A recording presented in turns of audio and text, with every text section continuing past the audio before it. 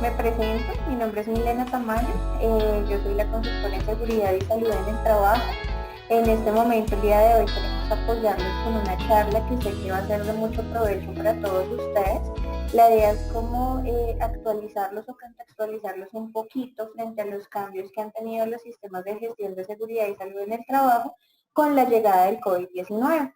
El objetivo principal es darles como algunos tips, algunas recomendaciones para que en las diferentes empresas de diferentes sectores económicos puedan dar cumplimiento a todo ese montón de requisitos legales que sabemos que para muchos es una locura porque casi que cada día o por lo menos cada semana sale un nuevo requisito legal que es de obligatorio cumplimiento para los empleadores y en muchas ocasiones no saben cómo hacerlo, no cuentan con una persona pues con el perfil que los pueda orientar y los pueda apoyar para generar ese cumplimiento. Entonces en este espacio principalmente lo que queremos es eso, apoyarlos y darles unas orientaciones para que puedan empezar a cumplir sin dejar de un lado pues los requisitos iniciales o los estándares mínimos de sus sistemas de gestión de seguridad y salud en el trabajo.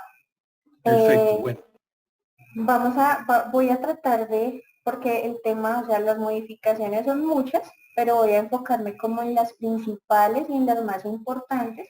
Y la idea es que les voy a ir contando cómo enlazar esos requisitos nuevos que se han venido exigiendo por el tema del COVID-19, cómo los podemos enlazar a nuestro sistema de gestión y cómo lo podemos cumplir, que es realmente lo que más nos interesa a todos. Cómo cumplir, cómo evitar multas, cómo evitar sanciones para los empleadores, cómo asegurar la salud de nuestros colaboradores, de los contratistas, proveedores, en fin.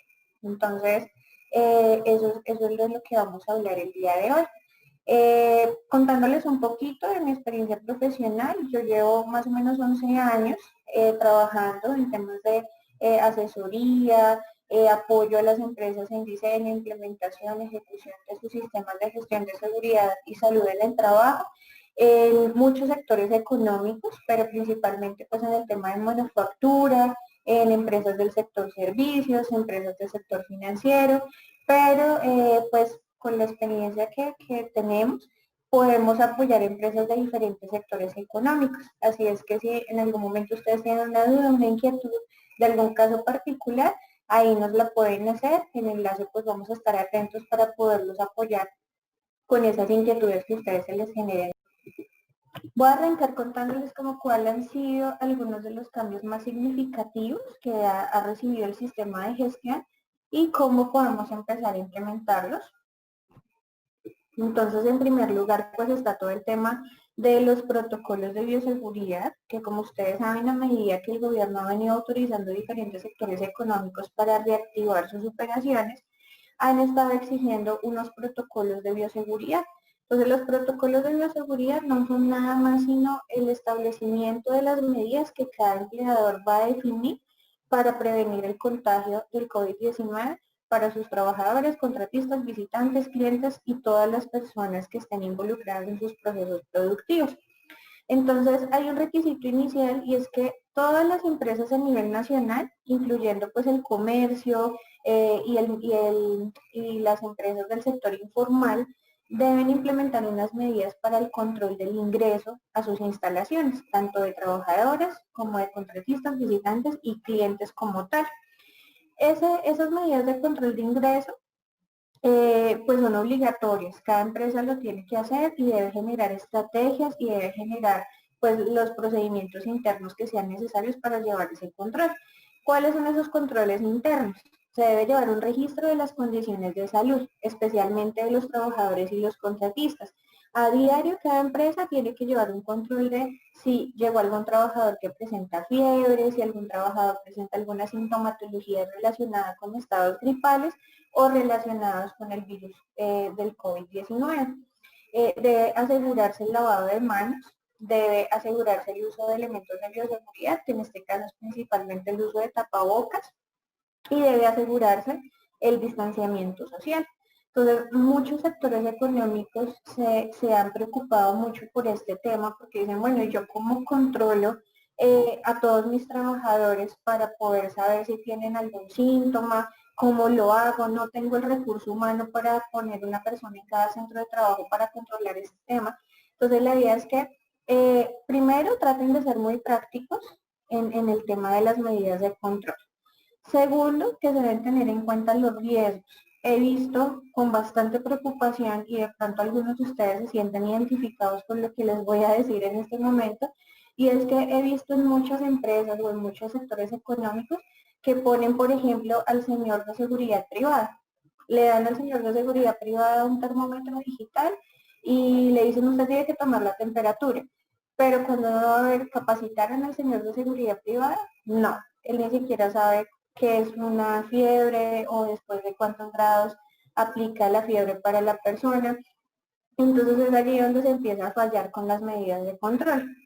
Otro aspecto, por ejemplo, de hecho me pasó ayer, fui a un centro comercial pequeño a hacer unas compras de abastecimiento para mi casa y estaban las personas de seguridad privada muy juiciosas haciendo control a todas las personas que entraban al centro comercial, les hacían el control de temperatura, les hacían desinfectar las manos con gel antibacterial, pero las personas que entraban en vehículo no se les hacía ningún control, simplemente ¿para dónde va? No, voy para el supermercado, sí, sigue. Entonces yo decía, bueno, ¿y qué tal si yo tengo el virus, si yo tengo síntomas y a mí no me hicieron ningún tipo de control? Entonces todo el trabajo que hicieron ellos en la puerta con las personas que entraban a pie, pues prácticamente se pierde.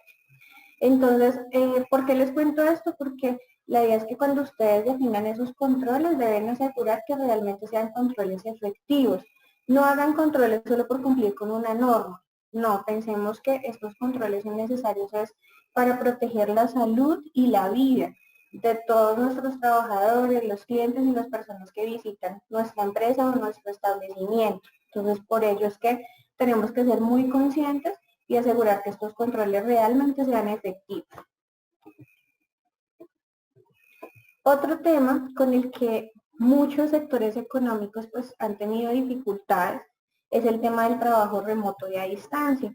Resulta que pues realmente no estábamos preparados todavía para migrar de hacer un trabajo netamente presencial a empezar a hacer un trabajo en modo teletrabajo. Muy pocas empresas a nivel nacional ya estaban preparadas para este tema, la gran mayoría no. Entonces, ¿qué implicó?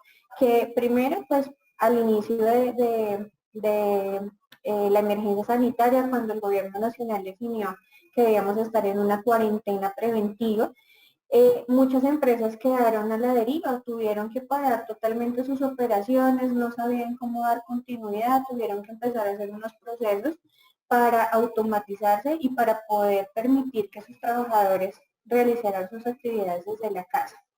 Entonces, ahí viene un tema importante para evaluar el sistema de gestión. Entonces, el modelo de teletrabajo es un modelo pues muy favorable para los trabajadores porque les ahorra tiempo de desplazamiento desde su casa hacia el lugar de trabajo y viceversa. En promedio, si hablamos, por ejemplo, en la ciudad de Bogotá, que todos sabemos que el tráfico es un poquito complicado, especialmente en horas pico, una persona que haga modo de teletrabajo perfectamente se puede estar ahorrando 4 horas de su día de trabajo en modo teletrabajo versus si tiene que desplazarse a la oficina. Entonces, eso genera mucho más tiempo disponible para el trabajador para disfrutar con su familia, para hacer otro tipo de actividades pues que sean de su gusto personal. Entonces vean cómo pues a raíz de una crisis vamos a tener una oportunidad importante para poder dar más beneficios a los trabajadores, dar la oportunidad que, bueno, si nos ha funcionado, si en la cuarentena hemos tenido trabajadores realizando sus funciones a distancia y ha cumplido con esas funciones tal cual como lo hacía estando en la oficina tiempo completo, pues esta puede ser una oportunidad para que aprovechemos y digamos, bueno, como beneficio vamos a tener el teletrabajo un día a la semana o 2 días a la semana, o por qué no, vamos a trabajar todos los administrativos en teletrabajo y vamos a reunirnos un día a la semana. Es un ejemplo. Entonces, este tema también debe contemplarse para la identificación de peligros y riesgos. En el sistema de gestión de seguridad y salud en el trabajo, hay un requisito mínimo, un estándar mínimo, que es la identificación de peligros y riesgos en todos los centros de trabajo.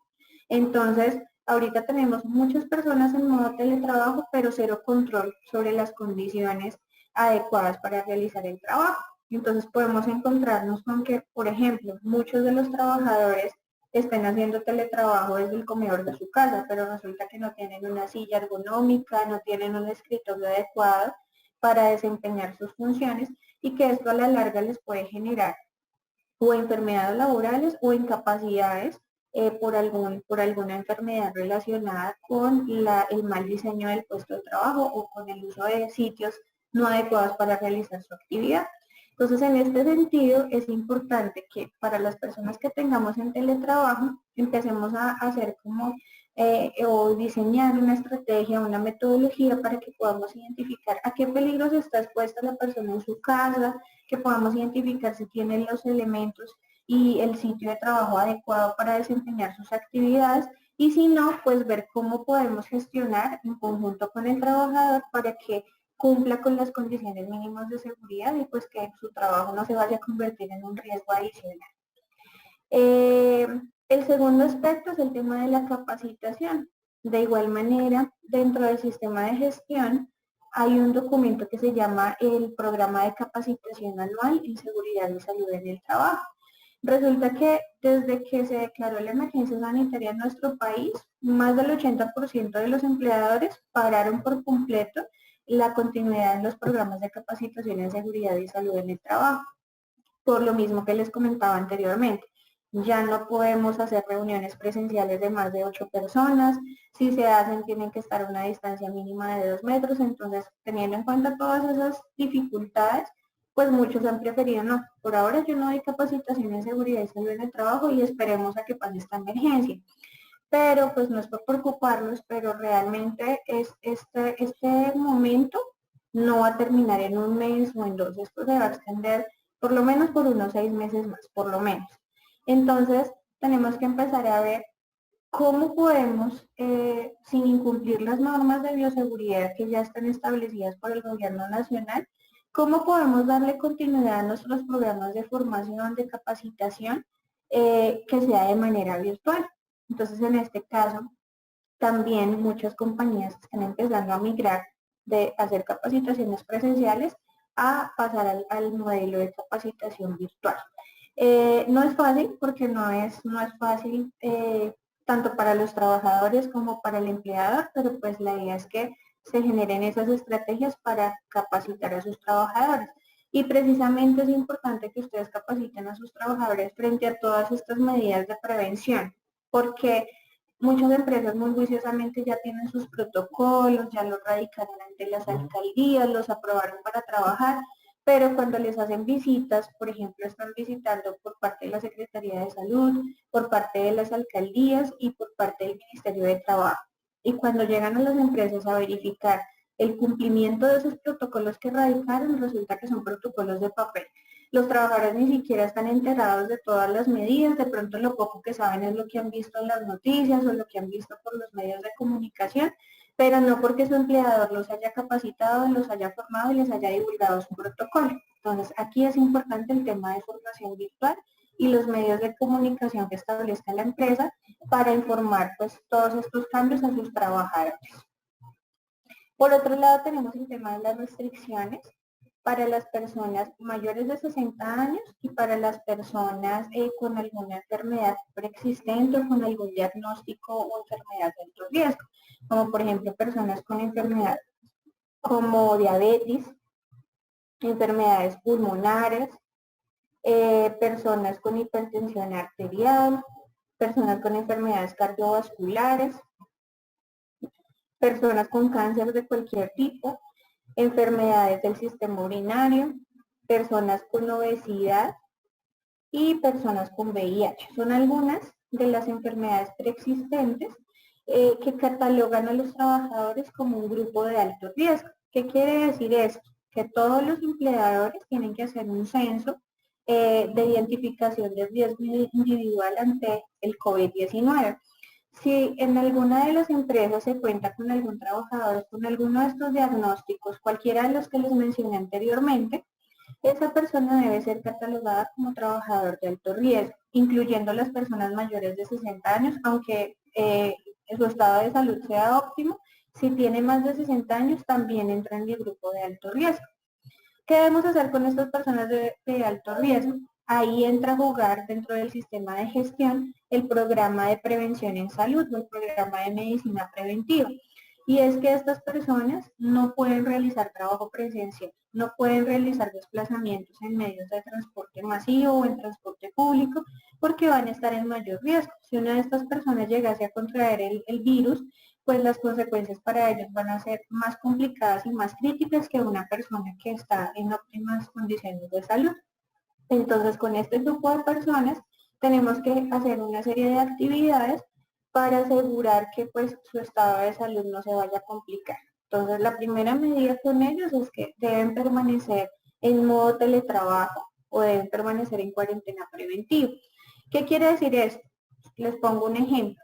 Tengo en la empresa, supongamos que es una empresa de transportes y tengo un conductor que tiene obesidad. Y en ese caso él ya es persona de alto riesgo. Resulta que por el desempeño de sus actividades, el primero tiene que visitar muchos clientes o muchos proveedores con los cuales debe tener contacto. Entonces debo restringirle esa actividad, él tendría que pasar a modo teletrabajo. Pero bueno, ¿qué pongo a hacer a un conductor que siempre ha estado en esa actividad? ¿Cómo pongo a un conductor a hacer teletrabajo?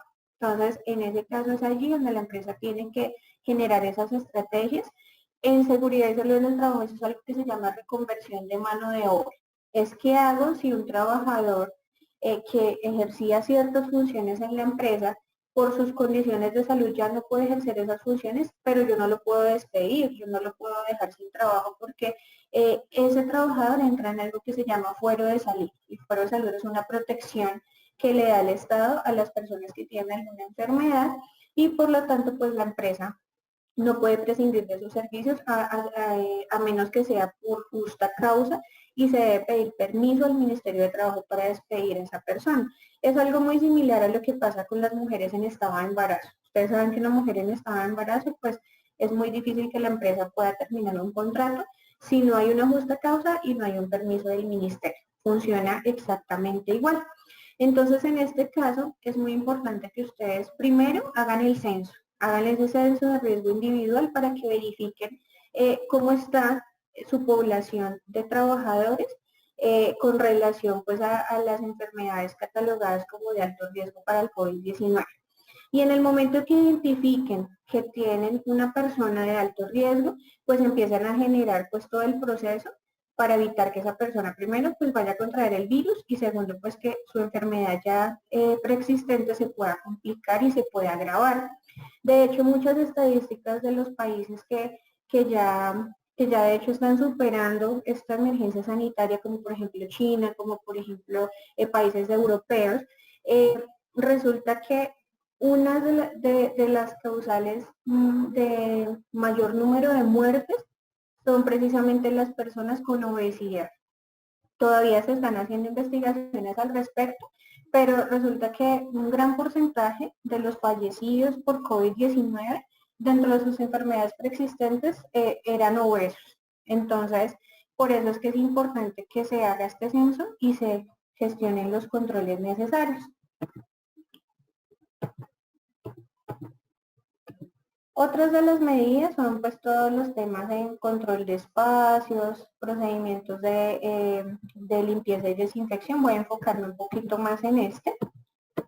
También el tema de la limpieza y la desinfección. Entonces, todos los protocolos para los diferentes sectores económicos que ha definido el gobierno nacional o el Ministerio de Salud, en todos habla de procedimientos de limpieza y desinfección. Entonces, hay una manera muy efectiva de cumplir con esos protocolos de limpieza y desinfección y es alineándolos completamente con el sistema de gestión. En este caso lo podemos alinear con las inspecciones en seguridad y salud en el trabajo. El programa de inspecciones nos va a ser muy útil para poder dar cumplimiento con el protocolo de limpieza y desinfección.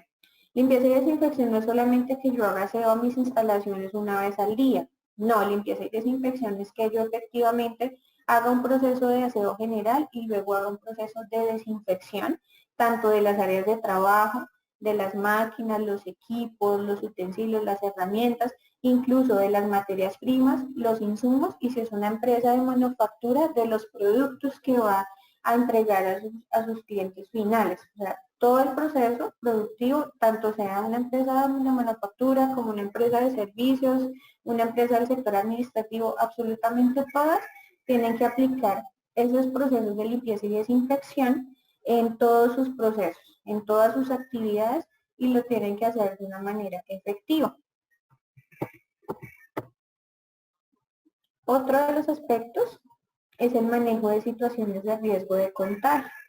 Entonces, está en primer lugar identificar todos esos riesgos que dentro de las operaciones internas o dentro de las actividades internas de cada empresa, de cada sector económico, se identifiquen cuáles son esas posibles situaciones de riesgo de contagio que se pueden llegar a presentar.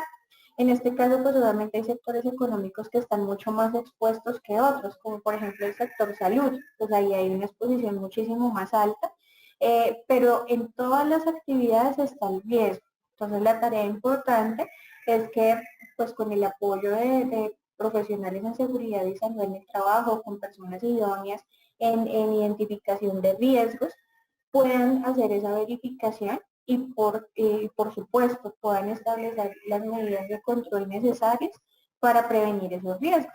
Entonces, por ejemplo, les pongo un ejemplo, resulta que tenemos una oficina de servicios contables donde manejan todo el outsourcing de servicios contables para las empresas, y resulta que en la oficina es un espacio abierto, pero que trabajan simultáneamente 6 personas en el mismo espacio.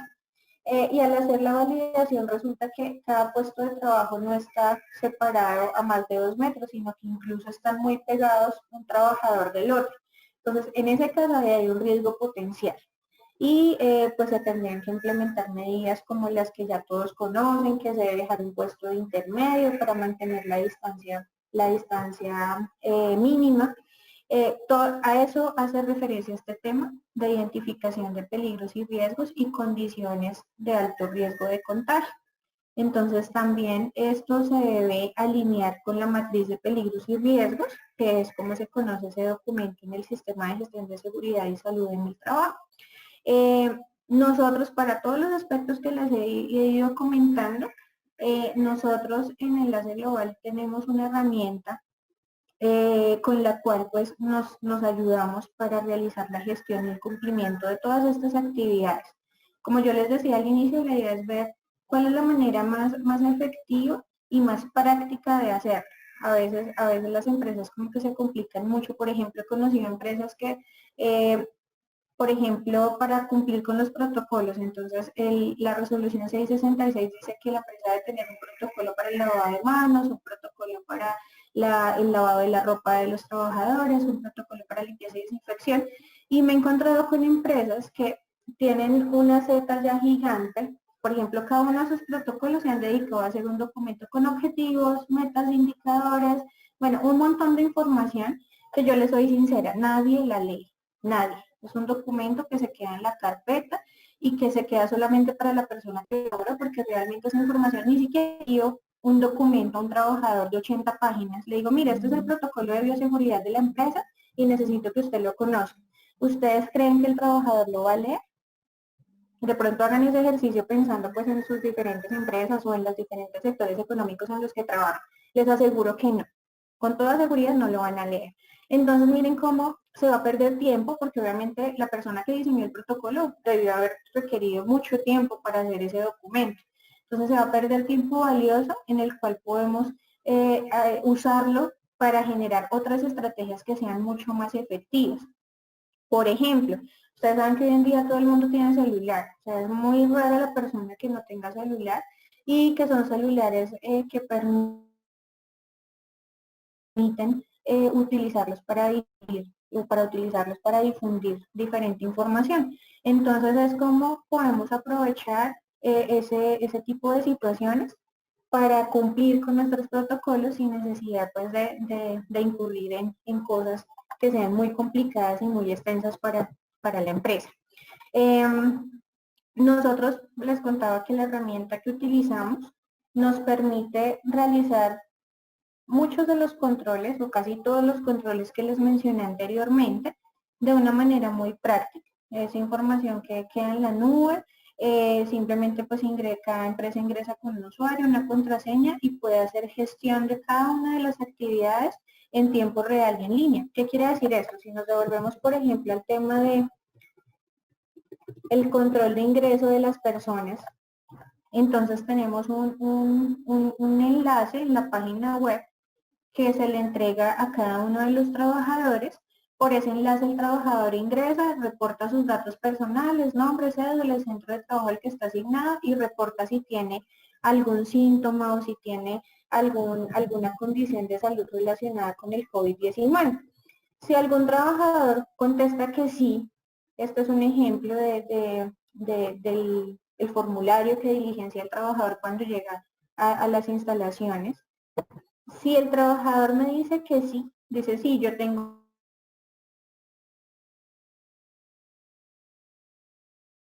fiebre o tuve fiebre ayer, a la persona que la empresa asigne para hacer estas medidas de control, inmediatamente a la persona le va a llegar un correo electrónico donde le informa que la persona, por ejemplo en este caso, Milena Tamayo con documento tal del centro de trabajo tal, ha presentado síntomas frente al COVID-19. Por favor, hacer seguimiento. Entonces vean cómo va a ser una medida muy práctica de realizar y que no necesariamente ustedes tienen que estar haciendo control trabajador por trabajador todos los días, sino que en el momento que se llegase a presentar que un trabajador tenga algún síntoma, pues a la persona que se designe en la empresa automáticamente le va a llegar la información. Y más o menos de esta manera funciona también con los demás aspectos que se deben modificar en el sistema de gestión. Digo modificar porque no quiere decir que el sistema de gestión vaya a cambiar. Lo que tenemos que hacer es asegurar que con lo que ya tenemos en el sistema de gestión empecemos a dar cumplimiento a los requisitos y a las medidas de bioseguridad por el COVID-19. Quisiera, no sé si vas a estar de acuerdo, no sé, ver algunas de las preguntas que tengan las personas Bueno, que nos están acompañando. perfecto. Muchas gracias, doctora Milena. No sé si tienen alguna inquietud, algunas preguntas. Nos quedan 10 minuticos de charla. Si de pronto alguno de los participantes tiene alguna inquietud sobre el manejo que se le está dando, digamos, en sus instalaciones o a sus clientes directamente, también sería bueno como escucharlos. Vamos a mirar a ver si hay algunas preguntas que ellos requieren, entonces con mucho gusto las hacemos. Vale, Mm, claro que sí. gracias. Bueno, aquí hay nos preguntan. Ruth, dice la señora Ruth Estela, dice, ¿todas las empresas deben estar inscritas en la alcaldía con el permiso para poder trabajar? Sí, Ruth, así es. Resulta que inicialmente, bueno, de pronto le podemos preguntar a Ruth en qué ciudad se encuentra ubicada, porque Sí, pues claro. hay algunas modificaciones. Recordemos que aunque el gobierno nacional emitió pues unos decretos, en esos decretos él dio la facultad para que en las diferentes ciudades fueran los alcaldes locales los que implementaran medidas adicionales. Entonces, por ejemplo, en Bogotá, absolutamente todas las empresas que están autorizadas para reactivar sus labores tienen que estar registradas en la página web de la alcaldía y tienen que registrar su protocolo de bioseguridad. Si no lo hacen, por ejemplo, hay algunas empresas que estaban exentas de la cuarentena, como por ejemplo el sector financiero, el sector de la salud, empleados públicos, las empresas de servicios esenciales, como las empresas de servicios públicos, de telecomunicaciones, bueno, entre otros tantos sectores económicos. Ellos que estaban exentos desde el inicio de la cuarentena tenían un plazo para registrarse ante la alcaldía. Muchas empresas no se registraron, que pues había mucha confusión, pero entonces en este momento están disponibles los canales, están disponibles las páginas web de la alcaldía para que todas las empresas hagan el registro. Entonces la respuesta es sí, todas se tienen que registrar.